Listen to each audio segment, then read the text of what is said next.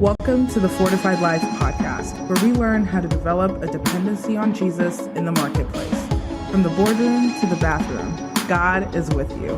Here's our host, author, speaker, teacher, encourager, stewardship coach, and my husband, the man they call Mr. Fortified, Jason Davis.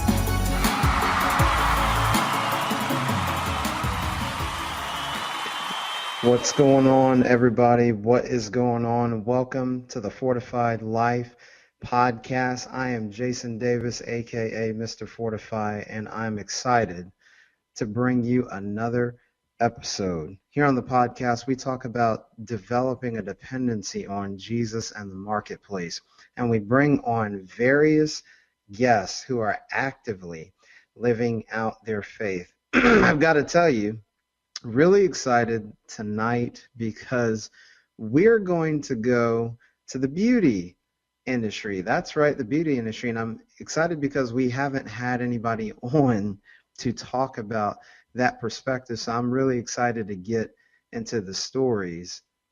And there's no one better to share about the experiences that go on in a hair salon and within the beauty industry. Our guest is a dynamic woman of God. I get to work with her in some capacities on a weekly basis via the Kingdom Business Network. But before I bring her on, let me introduce her to you. Chassidi CeCe Sillemon is a Dallas native and proud owner of IVIBE Incorporated. She is more than just a hair designer and color specialist. CeCe is well known as CeCe the Vibeologist. She has turned the beauty industry phenomenon into a lifestyle. IVIBE Incorporated is a company founded and rooted in faith and perseverance with the purpose of educating women on the art and science of hair care. Ladies and gentlemen, please welcome to the Fortified Life podcast, Miss CeCe Sillemon. CeCe, what's going on? What's going on, Jason? Hey, yeah.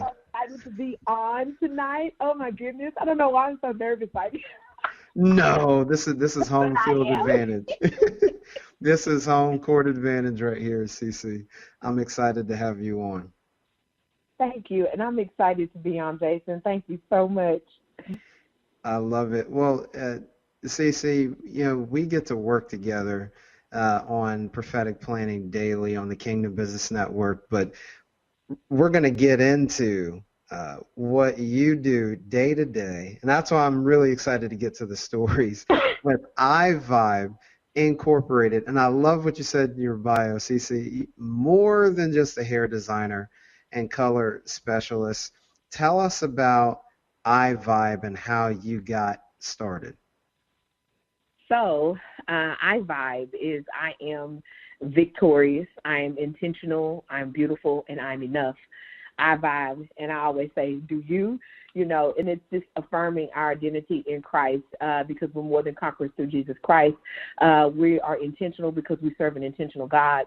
We are beautiful. Why? Because God makes all things beautiful, and we're more than enough because the Lord is our shepherd. We lack nothing. So all those things are a derivative and what make up IVIBE, which is a parent company to several beauty-based businesses. The salon experience being one. The second is the boutique and a hair care brand along with cosmetic brand as well. And so that's what makes up IVIBE. God gave me that some year, 2023? It had to be around the year 2012. God gave me 2012, 2013. God gave me IVIBE because originally when I started the journey, everything was called Elite. It was the Elite Stylist. It was. I didn't consult God. I was like, that sounds good, so we're gonna go with Elite. But definitely, this second leg of the journey has been super intentional and purposeful, and really understanding my position in the marketplace. So let me say that. I love that, CeCe, and I love just the acronym there. That's such a powerful acronym. CeCe, you got to tell me. I know they say everything's bigger in Texas, right? So Yes, what it is. is, we're going to have I'm sure we're going to have a lot of ladies that listen to this on demand, if not already listening Mhm. to us live. What is the hair scene like in Dallas, Texas? Oh my God, the hair scene is super. It is a super busy market. Can be a bit saturated per se, but definitely Dallas has its own stamp on the hair game. As I like to say, the hair game. It has its own stamp. We produce some great heavy hitters that have come out of the Dallas area that have had the opportunity to work. And I know people personally that have worked with those in Hollywood on a celebrity basis, that have worked with those in the gospel music industry, from those that have worked with the Stellar Awards or worked with the Dove Awards, and worked with some of those major key people in the gospel world, even down to networking. I know with Kurt Franklin's barber and other people that service Bishop T.D. Jakes. I mean, it's a very busy scene and very well. Well, it's a good city. It's a good city as far as the beauty industry is concerned. So let me say that. And growing, and still room to grow. Even though Dallas is huge, it's not where you're like, oh my God, I've reached my max. I can't go any further, because the city is just growing so much, and Dallas just encompasses so many different areas. So if you're, you can be on one side of the city and say, things really are not doing well for me out here, and God will shift you somewhere all the way on the other side of town, and it's like you tapped into a whole different market that's there, So it's great. The scene is great. It really is. I love it. Shout out to Dallas. Now, CeCe, I'm not gonna lie. That team that plays in AT&T Stadium, I'm not the biggest fan. I like the city though. I used to do quite a bit of travel to back and forth to Dallas, and I like it because Dallas is kind of, and this is not disrespectful to anybody from Dallas, but Dallas is like a more spread out Atlanta. Very, Um, very. yeah, and so in going, I really enjoyed my time, going around the Dallas and the Dallas-Fort Worth Hmm. area. It's really nice. So Thank you. Thank you. I like going out there for sure. So I'm not a Dallas City hater. I just don't like them boys, as they say. Don't So, like, it's, I would say it's probably a lot of people in the city. It may be too soon for me to say this. That still don't that have an issue with the boys right now, because we're not going to be in the Super Bowl on Sunday. But that's a whole other topic.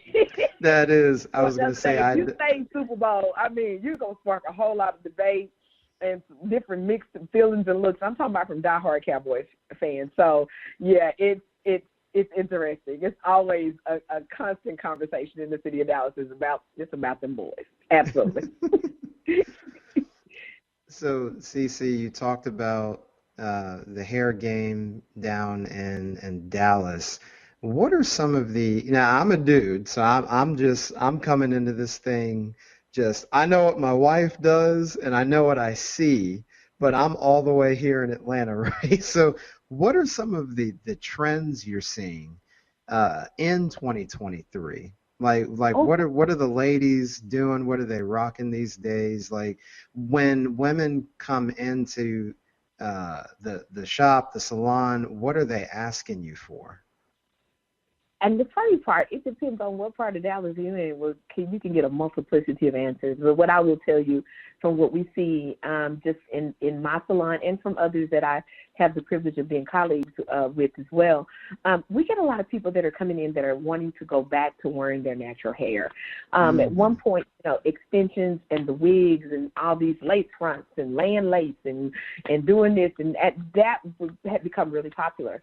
And it still has quite a bit of popularity, but as of course with trends, things begin to shift and change, and people see the necessity of being able to take care of their own hair.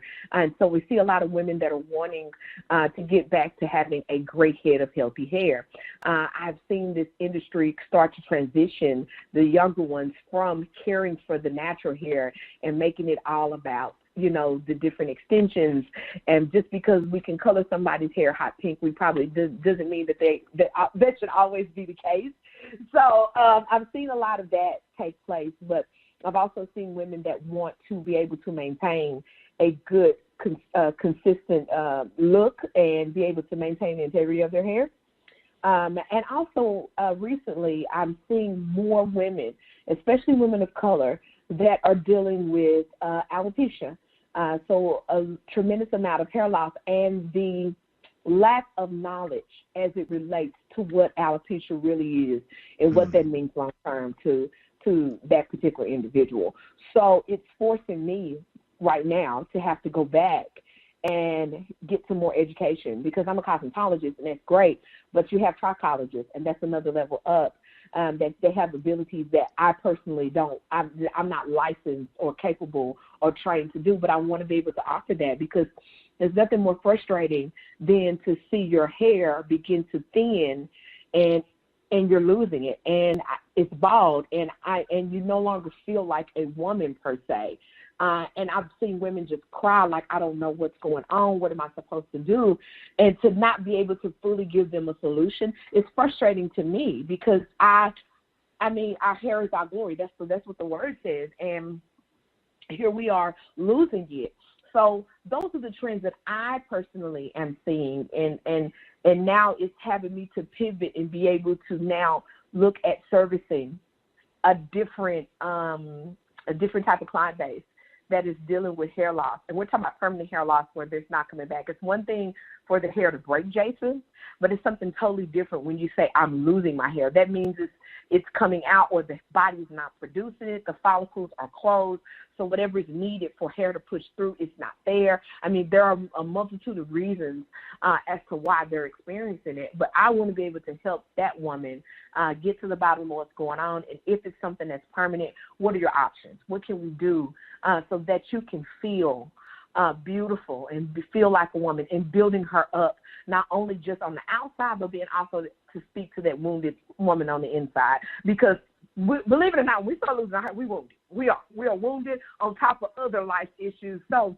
just definitely being able to service them in that regard. So that's what I'm seeing. Wow. You know, CeCe, this is a perfect segue. You talked about just what you're seeing trend-wise, and really ladies caring about the health of their hair. Can you talk about just the opportunity that hairstylists, cosmetologists, the opportunity that you have to encourage and build up clients when you see them? Because we know the magnet is the services, but really you're doing life with your clients when they come in to see you. Absolutely, Jason. It's when I say funny, I mean ironic. You know, at one point when I was a young woman, you know, the salon was always known to be a place of mess and a lot of gossip and confusion. Let me say that. And so, you know, what we realized is people would come in and, you know, they would tell their most personal business. And at some point, someone behind the chair or even within conversations within the salon, that business got exposed. And then it just, in ways that wasn't conducive or building up, it was more of a tear down, a judgment. You know, it wasn't done in a positive or in a loving manner. And I think there was a certain generation of individuals that missed their mark to be as impactful outside of just doing hair, but to be impactful to those women that were sitting in our chair. But, you know, everybody doesn't always look at their business as a ministry. Everybody doesn't always look at the chair as a ministry. It may be more so it's about the dollar, and I'm popular right now, so we're going to make it about that. But then I've also seen a generation of women, I think of Mary Llewellyn, God rest her soul. She's a staple here in the beauty industry. I went to her when I was a little girl. Her name is synonymous even in the gospel world of those that they were able to impact and have interaction with, but then also to bring impact to the community and to the young women, mothers that were bringing their daughters in that needed to get their hair done and maybe were on certain types of income restrictions. She was able to work with them so that she could treat and care for their hair early on and feed into these young women. I was one of them, a little girl, Shelbi, going to the salon with my mom every week and having the privilege of sitting in her chair every 2 weeks. So my mama was like, you're not grown, so you're not getting your hair done every week. You get it done every 2, but not every week. And that fascination of seeing that is what jogged my interest to even go home and pick up a curling iron and decide to play with my dog. Now, Jason, I got whooped a whole lot for tearing up dolls. I mean, they had the best cuts, best bobs, and everything. I was cutting pixies when I was a little girl, and my mother was like infuriated with me, like, why do you keep cutting these dolls' hair? I'm like, 'cause it's fun, but it's because of my experience on Saturday mornings of watching her with these Marcel curling irons and the way it smelled and hairspray and cutting and and it was all of that. And then I watched her be able to build into women that were going through divorce, or maybe a woman that just laid her husband to rest, or maybe she's on the outs or something that's happening with her children. And so I saw that early on, and I got away from it when I first got into the industry because, as I shared with you on our Friday platform, I did it as a response to finding myself young, unwed, and pregnant. And I need to take care of my children.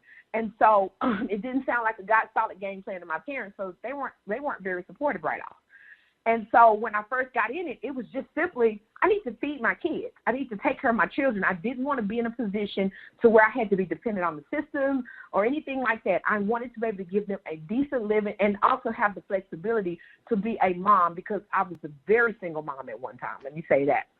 With all that being said, it wasn't until midway through my career that the light bulb went off, and God was like, this is what you were supposed to be doing all along. Do you remember, all these times when you were a child, playing with these dolls and doing this and doing your aunt's hair at the kitchen, at the kitchen stove, pressing and rolling your grandmother's hair and putting her color on and doing all that. And now you find yourself here, and there are other women that are hurting, that are clueless, just like you were. And now it's your time to be a light and share who you are with them.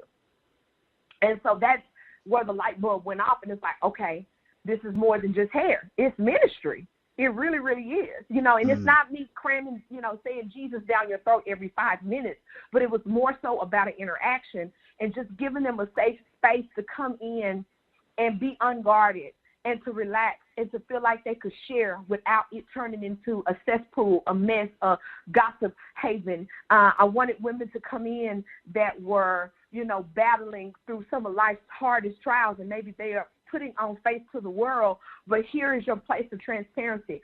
I have been privileged to know information that other people didn't tell their family. I'm the first one to know when someone's filed for a divorce or say, hey, do you have an attorney?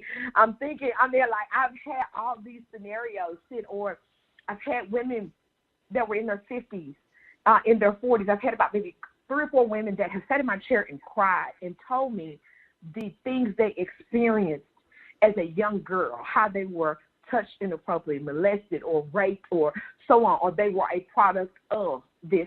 I mean, name a scenario, and I've encountered it, but I also have seen these women overcome. So not only is it ministry for me to talk with them, but they help me. They help me get through my broken areas. They help me to be better and to be greater. I've always been blessed, and I didn't see it that way, that older women took an interest in me and poured into me. The older women, they would send, people would send their mothers to me to get their hair done, and those mothers would pour into me. And they would teach me how to be a better mother. They would teach me how to, have you prayed about this? Did you pay your tithes? I mean, just fundamentals for life, that they were reinforcing things that I was being taught, that I had been taught as a young girl, bringing me back into, hey, have you done this? Or CeCe, don't forget to do that. And I'm thankful for that. So I have, I'm thankful for the opportunity to not only be of service, but to also be poured into, that God has allowed me to connect in such a way that I pour, but I'm also poured into as well. I hope I didn't take too long to answer that question. No, I love it. Hey, unleash the fire, CeCe, unleash it. CeCe, as you were talking, what really stood out to me is you said using the chair as a ministry. That was a really key takeaway. What an opportunity that we have in the marketplace to be that listening ear, to be the shoulder sometimes that people need to cry on, and that just speaks to your intentionality in your heart when clients come in. So that definitely shines through and is evident, CeCe. Yes. Thank I you. Thank you. Yeah, I'm wondering, CeCe, given the industry, right? There's a lot of, uh, there can be gossip and rumors and all of that. So how do you maintain an environment of integrity and confidentiality and a safe environment for your clients when it's widely known that it's easy to take topics there because Yeah. people get in the shop. So how do you, as a business owner and as a woman of God, how do you keep a handle on that? Because I know I'm sure you've got some stories there too, CeCe. On oh my, I do. Do I ever have some stories? I've been in list. I think we've talked about some of those.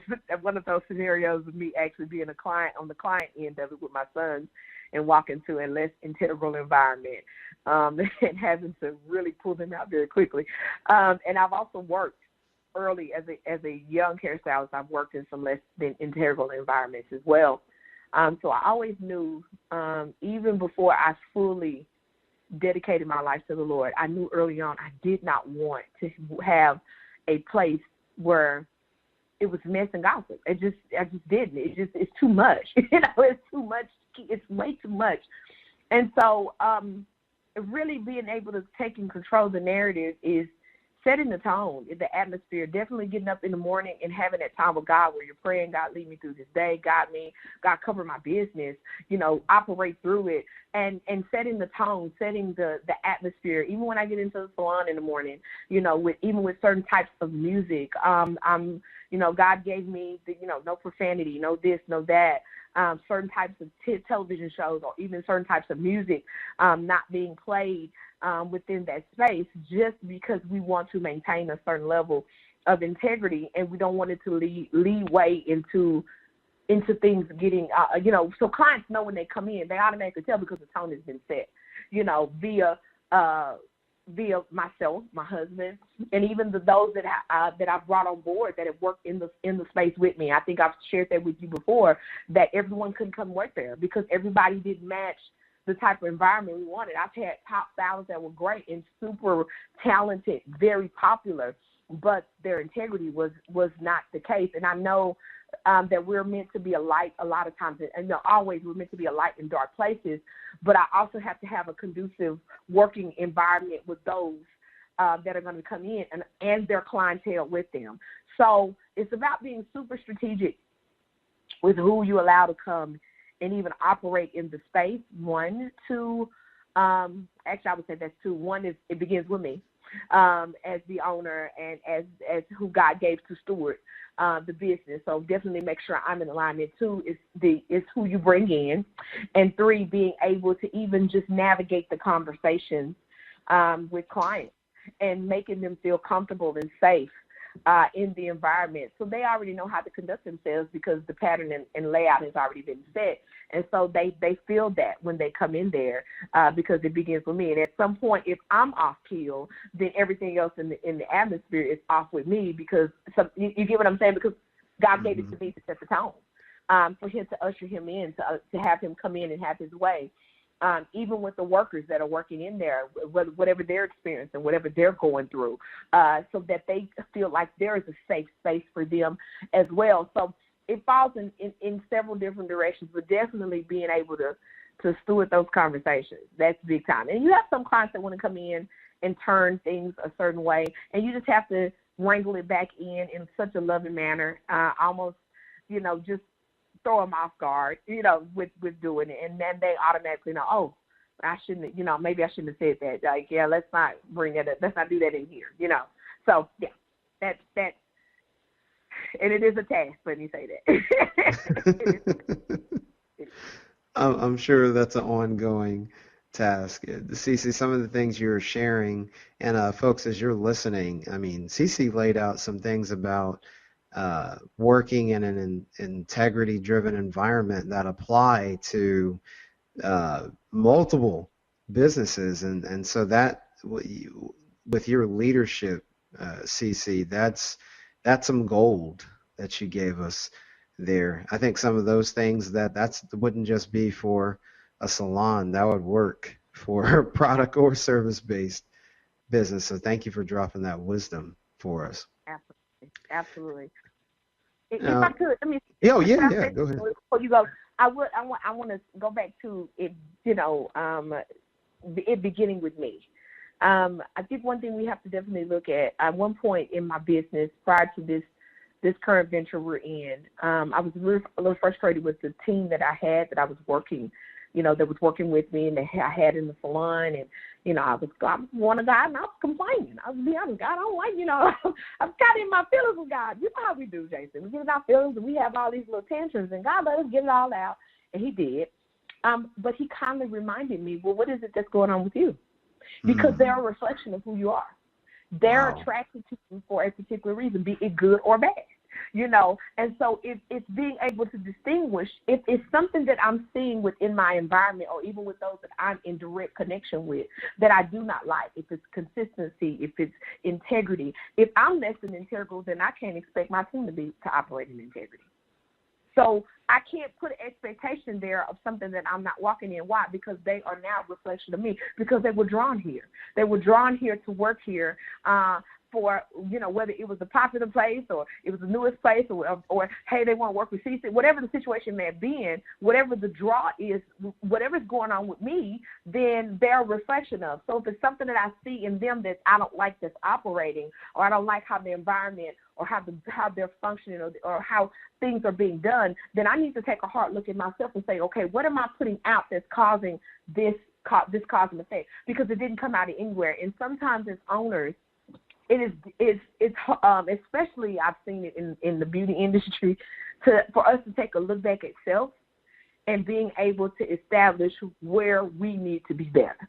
And I realized quickly I was lacking in certain key areas. So I had an expectation of people that I myself wasn't showing up and being. So you can't expect that from them and you're not being it. So it made me always go back and look at me and say, okay, what do I need to shift? What do I need to do? How do I, going back to God, okay, God, how do I operate? I don't like how I'm seeing this. What is it that I need to do different? How do I need to pivot, so that we can see the results and all those things that we're looking to see, whether it's from a profit standpoint, an environmental standpoint, whatever the situation may be. I always go back and look at me, that my team and those that I'm blessed to be colleagues with are a reflection of who I am.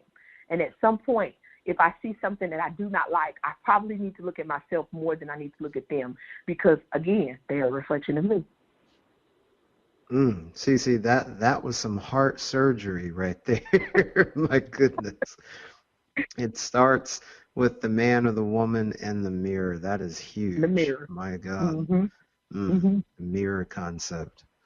CeCe, as you've been talking, I can just hear the ministry pouring out of you. But I have to ask you that you're okay with sharing, that is, but perhaps what's one of the craziest stories you've seen that's occurred in the shop that you're okay with sharing? I did put that caveat because I know you've seen a lot of things, but maybe what's one that was really, really funny that people need to know, just to give a day in the life of what could happen down at the salon? Oh gosh, this is going to be quite difficult, because I have a ton I could pull from. I'll use, because this one is funny for me. I had a young lady. I was doing her mother, and the mother had three daughters. And so I did the mother and the three daughters' hair. So one of the daughters is in, she's actually a twin, and they have natural hair. It's virgin hair. They don't have any relaxer, no chemicals, no color, anything. None of that is on their hair. And they only get it blown out and pressed out, but maybe once or twice a year. Otherwise, they wear it in its natural texture, pretty consistently. They love it. They are Embrace Your Curls girls. So this particular day, this baby wanted her hair, mom wanted her hair blown out, and so did she. So she brought her in, and I noticed that she had quite a bit of product on her hair, and I'm like, okay, what's going on? And so I said, okay, well, let's get her to the bowl and get her shampooed. And so I began to shampoo her, Jason, and I'm watching the water. I'm wetting her down to apply shampoo, and I'm watching water bead up off her hair. I'm like, that's interesting. I've never seen that before. And so I said, okay, maybe it's whatever she has in here. I'm going to do my first shampoo, and surely that should break it down. Jason, I did the first shampoo, and it's like the hair laughed at it. It didn't do anything. It didn't lather. It just sat there, and I was like, what is this? And so I went to rinse it back. I said, okay. And on my mind, I was like, okay, maybe it's going to be the second shampoo. So I'm running water over, and it's still beating. It is like beating up like water repellent. And I'm like, what is going on? So, Jason, we get 4 shampoos in. We are talking clarifying shampoos. These are shampoos that go and, pretty much take everything out. So, and you have to put the moisture back in. But right now, I just need to get all this product off her hair.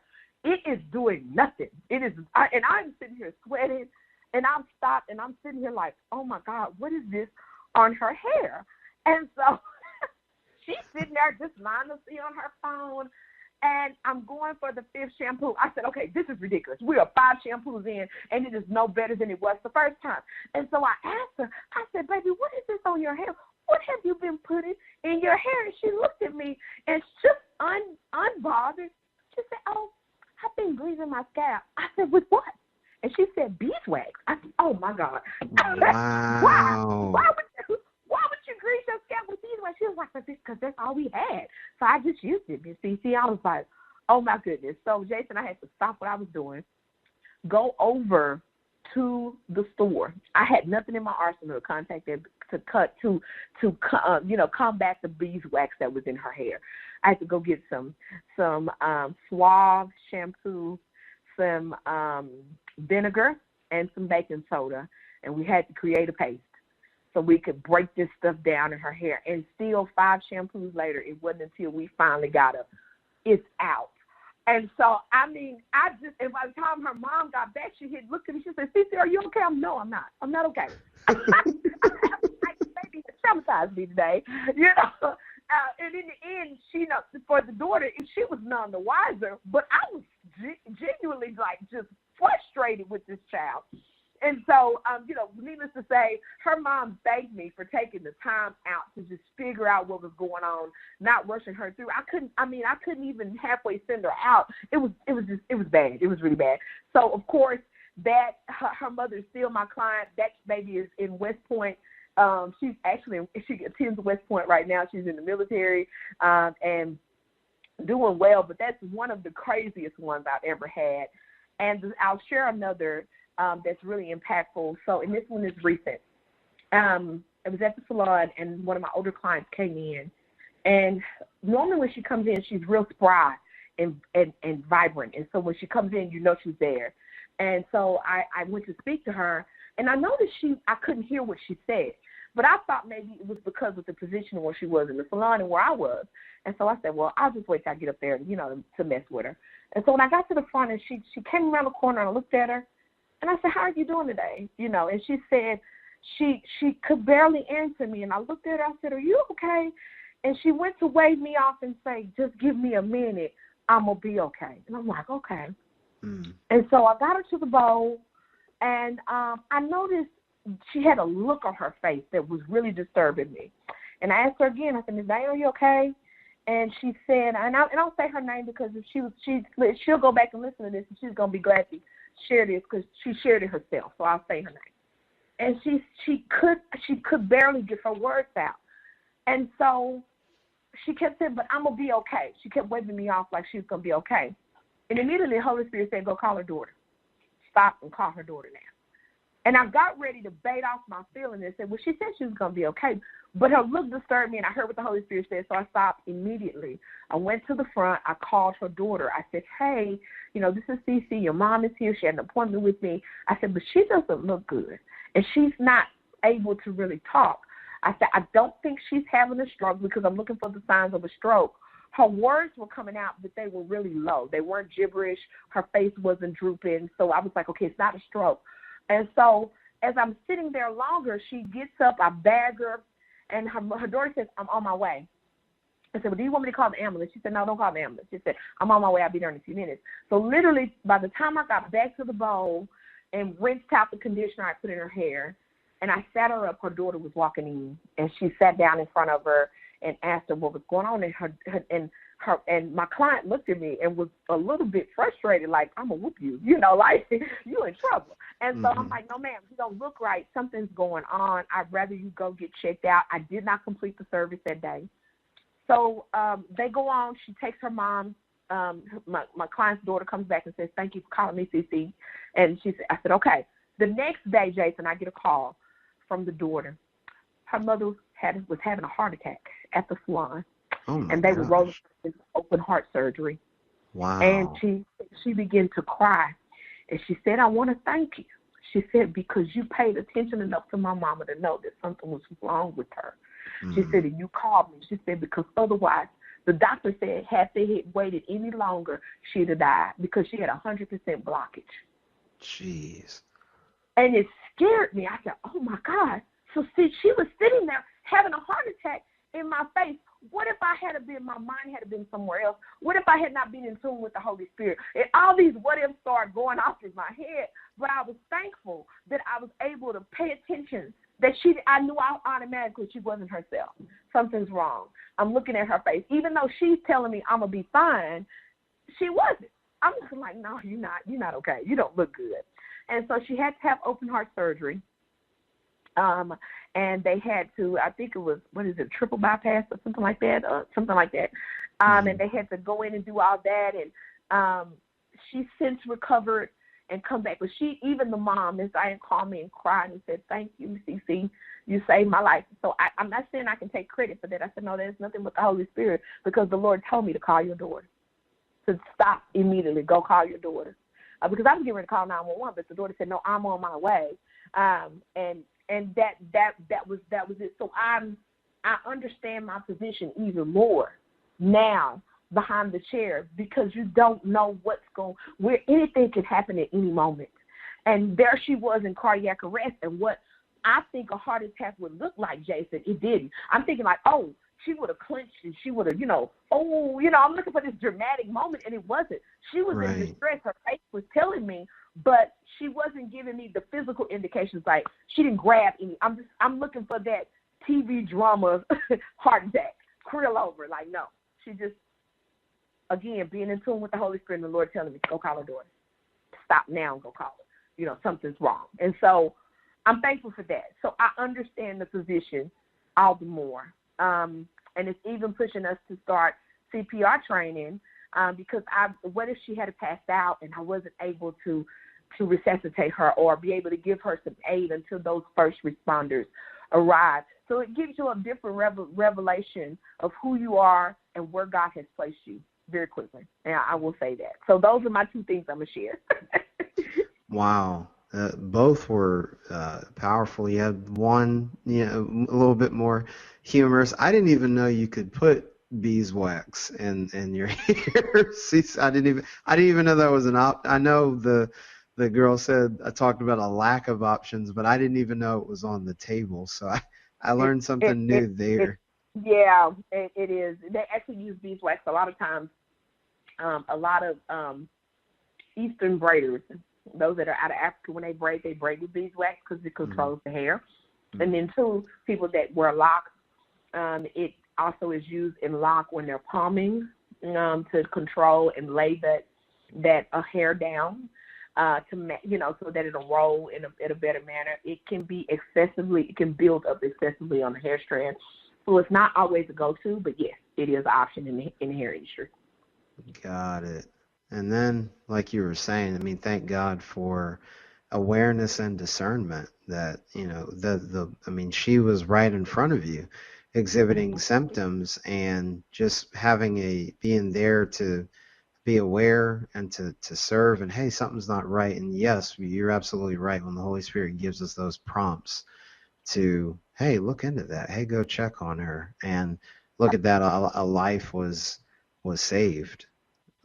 Absolutely. Thank God for he highlights people for us, and then the mom, sure enough, was highlighted that day. Absolutely. Absolutely, Jason. Absolutely. Absolutely.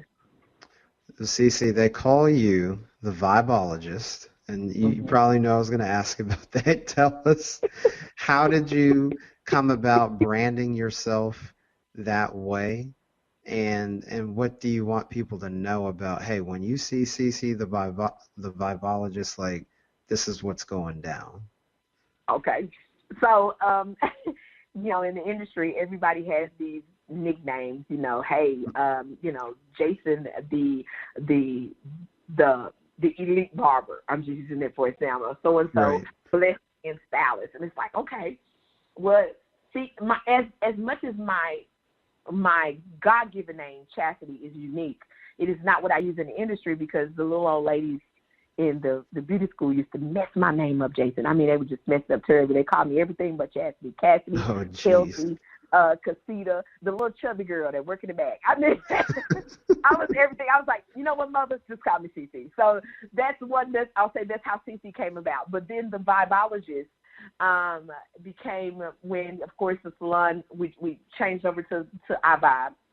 And I thought about all the roles and hats and positions that I'm blessed to be able to play. I'm a chemist, I'm a biologist, I'm a psychologist, I'm a therapist, I'm some of everything, Prophetess, I minister, name it. I'm multifaceted.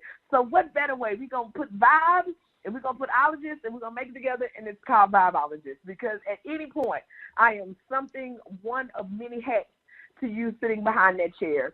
I am often the one that again, they tell us their most intimate things. So having to be the shoulder to lean on, the therapist, the psychologist, what's going on with you? What's going on with your emotions? Okay, are you stressing? Your hair is, like the list goes on. Being able to be a chemist. Why? Because I'm a colorist. So color is all chemistry. It is very much chemical reactions and, catalysts, and how do you neutralize pH, all these different things. So I have to be able to put that hat on and formulate, and being able to correct people's issues. If they come in and say, oh, CeCe, I turned my hair green. Can you fix it? I really want it to be blonde. Well, okay, what are you going to do to get that green out of her hair? So it's multifaceted because of the many hats that I am privileged to wear on a daily, every minute, every second basis, depending on what client is in my chair. So let me say that. So that's how the Vibeologist came about. And they can always expect me educating you on what's going on. And if it's something that I'm not as well versed in, I'm very transparent, Jason. I'll say, hey, I haven't had very much experience in this, but let me do some research, or let me reach out to some resources to see what our options are, So that's what the Vibeologist is. It is about bridging the gap between the art and science of healthy hair care. And that's the best way I can surmise it. I like that. The combo of the bridging the gap between the art and science of hair care. That's a mic drop right there, CeCe. Because, they come in, they have pictures, they want all these things, and I want my hair to do this, and can it whippy do over here, and can it swoop swah over here, and it's like, no, Mama, your hair not going to do that. That's not possible, and having to have that realistic conversation, and then being able to bring attention to other issues that are even going on, because our hair and our nails are a large indication of what's going on internally in the body, and if we don't know how to read it, you'll miss it. I'll say this is another significant thing. 3 separate instances I have had women start having issues with their hair. It wouldn't hold a curl. It, wasn't adhering to chemicals, whether it be color, relaxer, or even if they were wearing it natural. It couldn't get it to do anything. It wouldn't curl, Jason. It wouldn't bend. It just was like, it's just there. Like, what's going on? And it wasn't until I expressed to even one of my clients' daughters, I said, something's going on with your mother.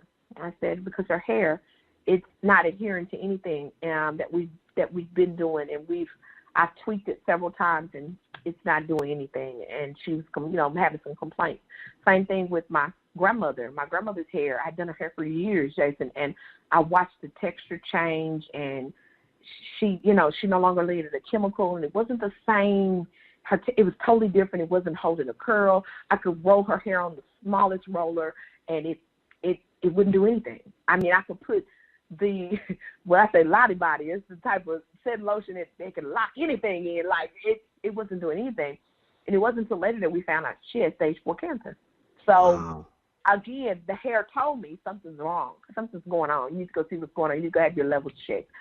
Same thing with that other client. She was in onset of dementia along with some other health issues as far as cancer was concerned. And even recently, I had the same thing happen with another client. Her hair would just, we would get it to, but it would just break, and it was just brittle, and it just wasn't making sense. And it's like, okay, what's going on? And I said, nah, you need to have I would make an appointment with my primary care to see what's going on. And sure enough, she has cancer. So sadly, but that's that vibeologist part that comes in to know what's going on. What is it supposed to do? Because it's definitely a science to making people look good. Let me say that. It's definitely a science to it. So, yeah. My goodness. CeCe, you have told us stories. You've made us laugh. You've made us cry. You've given the full range of emotion. We've been ministered to. We've been inspired. And we're out of time. But before we go, CeCe, you talked about everything you were. One other thing that you are, it's really a combination of a few things. You're a media personality, an influencer, but you're also an author. So before we go, talk to us about the book you wrote in 2018, and then just give us a brief overview. What are you excited about for 2023? So the book in 2018 is Broken Bitter Better, On the Road to Greater. It is a book that I had the privilege of being able to work with my great friend and coach, Miss Pamela Jackson. I absolutely am thankful for her helping to really shed light on being able to share my journey. And that's just dealing with the broken pieces of who I was and recognizing it and how much that brokenness fueled my thought process and even my decision-making abilities, and being able to accept ownership for the part I played in my poor decision-making at one point because of the brokenness, let me say that. So that's what the book is about. It's about the little girl, CeCe, where broken began, and then how it kept re-perpetuating itself in different cycles and situations in my life up until my mid-30s. And so we closed out the book with me going through a divorce at the time and having gone through bankruptcy and pretty much looking to put my life back together and, what that looked like. And so this year, with that being said, so that lays the foundation of being able to write a second book that I have not started on yet, but God has planted in my heart to write the second book as what does the road to greater look like? And the road to greater doesn't always look like the yellow brick road with the sun shining and the birds chirping, that even in the midst of dark times and cloud and traumatic times, that you're still on the road to greater and better. And so definitely shifting focus to begin to work on that second book. And I haven't fully been released as to what the name is going to be, but just know that that's being worked on. And doing my Get Up reels on social media, on TikTok and Facebook, telling people to get up. It is a mental conversation that you have with yourself every day, of deciding to get up out of bed. And as much as it's a physical thing, it's really speaking to the mental construct of get up, come on, snap out of it, being able to have that, how you have that conversation with yourself. Girl, come on, get yourself up. Oh, come on, Jason, get yourself up, get yourself together. You got ABC to do. Remember that God is, and reminding yourself of who you are and what God has called you to be, and that who God is to you in the midst of every moment, every second, every junction, every obstacle, every hindrance, every setback, every frustration, every victory. Whatever it is that you're facing, it's the mental standpoint of I need you to get up. Come on. It's time to get up. It's time to mentally awake and arise and stand up and be all that God has called you to be, to walk in position in every moment of your day, to always be in a place of integrity. And it's definitely answering the call to a societal norm that we've accepted of just kind of living any kind of way and just allowing our emotions to just get the best of us and just, losing sight of who we are and who God says we are and getting caught in our feelings and challenges that we're facing. And we lose sight of that. So that get up speaks to multifacets.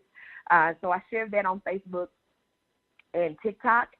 And I have one other thing I'm working on, and we haven't fully put it all together, but that is to do a Monday morning power call in the morning that consists of prayer, morning devotional, and being able to power up your week with a whole get up message so that we're able to move forward and focus, especially in these very turbulent and seemingly straining times, let me say that.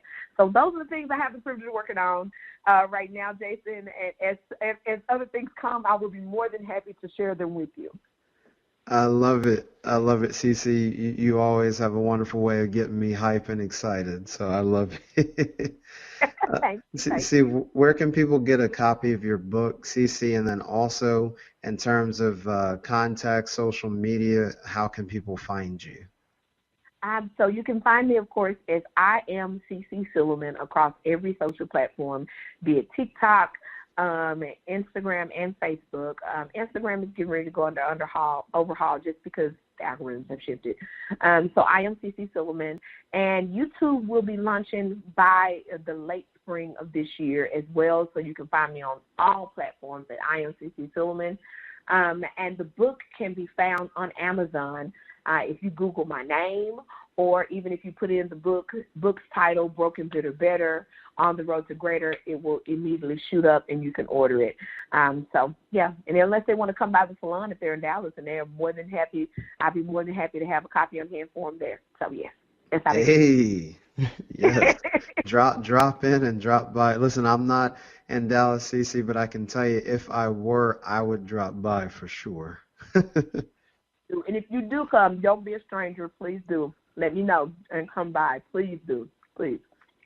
Absolutely. Well, that's all we have time for today. CeCe, just greatly appreciative of you coming on the show.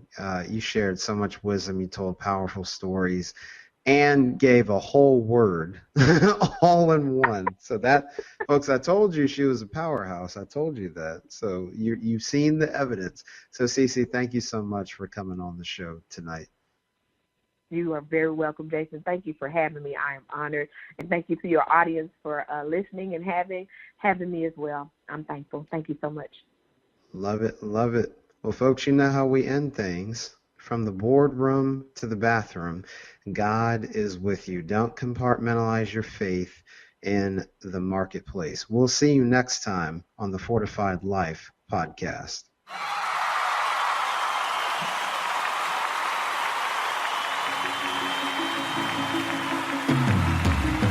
Thank you for listening to the Fortified Life podcast. You can catch us live on Wednesdays at 8:30 p.m. Eastern Time and on demand. Check out fortifiedlifepodcast.com for more details. To learn how to live out your faith in the marketplace, grab a copy of Jason Davis's book, Fortified, Being Rooted in God's Plan for Work and Business. Available on Amazon. You're listening to Julius Love Worldwide Podcast.